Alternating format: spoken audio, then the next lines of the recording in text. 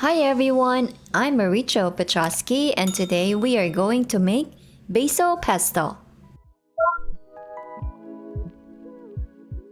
Let's combine basil leaves, pine nuts, garlic cloves, and olive oil.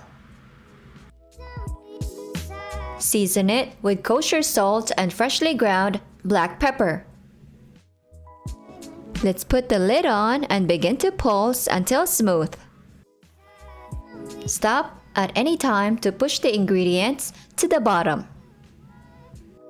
Let's go ahead and pulse again until we achieve the consistency that we like. After doing so, we will transfer the pesto into a clean bowl and make sure to scrape the side clean. Let's carefully pour the basil pesto into the clean bowl. Amazing color, isn't it? And there you have it, my homemade basil pesto. Enjoy!